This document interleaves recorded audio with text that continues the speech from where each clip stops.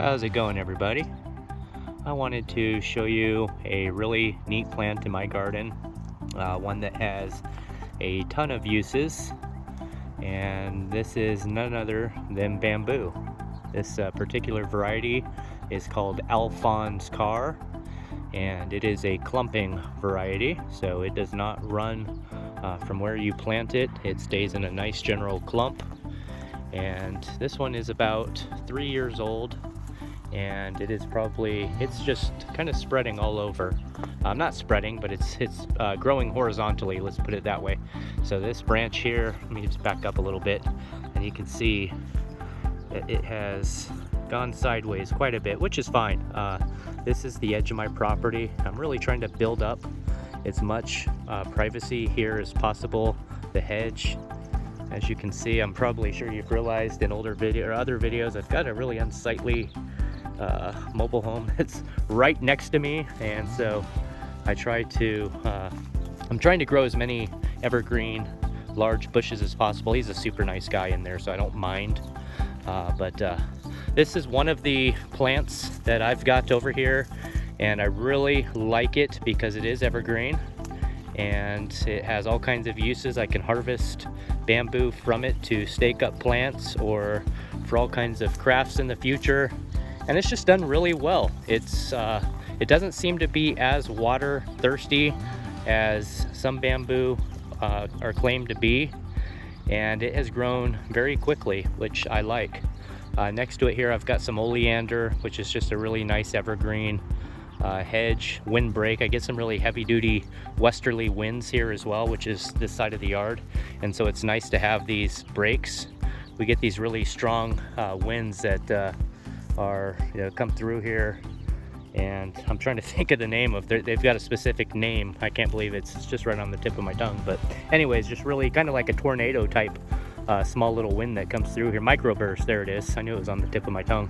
And they can really damage your trees, so it's nice to have these really strong evergreens here as a windbreak, but also just as a privacy hedge. And so this is one of the varieties that I grow, and I propagate these out as well. They're really easy to propagate. You can just divide the clump, and so I've done that, and I've got them out into the greenhouse, and I continuously redivide the clumps out that I have out in the greenhouse. And so this is one variety I really like. Let me show you another one. Hang tight. Okay, and here is another patch. I have several of these patches throughout the landscape, but these are the mothers, so to speak. These are the originals. And this one is actually the Alphonse Carr. The other one was Buddha Belly. So I actually got them backwards. I'll show you. I'll go back to the other one here in just a few, and I'll actually show you the base, and it does have the the Buddha belly, and so it's just a really neat look. But this is the Alphonse Carr here, and so they're both clumping. They can both get to, I believe, 25 to 30 feet, give or take a little bit. And so this one seems, the Alphonse Carr is definitely a slower grower than the Buddha belly. This one's also been in the ground for about 3 years. This cane here, or this shoot, is taller. That's probably 6.5 feet tall, going kind of horizontally. But the main bush itself is probably, almost 5 foot. I'm 5'8", so it's probably maybe about the same size as me, a little bit taller. So 5'8", 5'9", and it's just not as spread out as the other one is.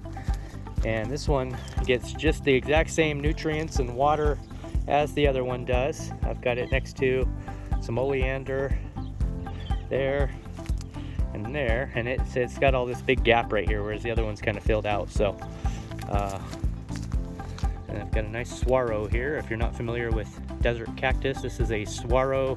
This is a very prized cactus in our region.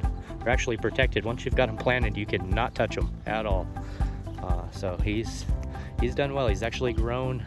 That's about almost 4 feet. See that larger upper end is when I put him in. That lower section there of about 2.5, 3 feet, that was the original size. So he's been there 4 years. But they grow really slow.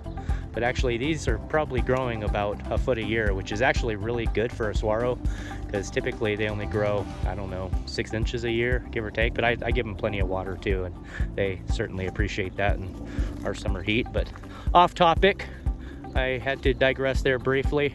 But this is the Alphonse Carr, really neat bamboo variety here in the desert. Yes, we can grow bamboo in the desert. They do need water. They do appreciate water, but they're not thirsty where they have to have their feet wet all the time, which is nice. Let me go back to the Buddha belly and I'll just show you the base. Okay, I've got you kind of inside the plant here. It might be a little difficult to see, but if you can see that cane in there, it's got some, just like a little fat belly. So they kind of protrude out just a little bit. You see here, there's another one right there. Usually the bases of them, you can really see it pronounced.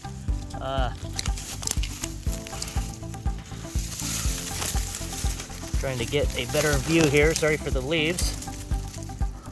There's one right down there, if you can see that, how it just kind of is a rounded oval shape in between the little node sections there. So it's just a really neat plant. I really enjoy these in the landscape. I really enjoy that they are evergreen, and they're just pretty. They're a neat thing to have. If you're interested in putting bamboo in, if it's just out somewhere, you know, and you don't really care about that area, maybe a runner might work. But with the runners, you can get, you know, new bamboo coming up 20 feet away. And so, you know, it's just one of those things you really have to manage. But the clumping bamboo are a really neat type. And I think these go down to zone 7 or 8, I forget exactly. But they do fine here in the winter. I don't have any problems with them whatsoever. I think these ones, and you know, the bamboo can range, you know, quite a bit. I think you can probably find some down to zone 7. Let me know in the comments below. It's been a while since I've pulled up all the facts on these, but I really enjoy them here in the landscape. They do well, and they're serving a great purpose here on my western side, trying to add some privacy. Maybe in the next few years I'll be able to block my sides and won't have to see my neighbors. So anyways, I appreciate you stopping in today. I appreciate you watching the video, and I hope your day is going well for you. Be blessed. Take care. Bye-bye.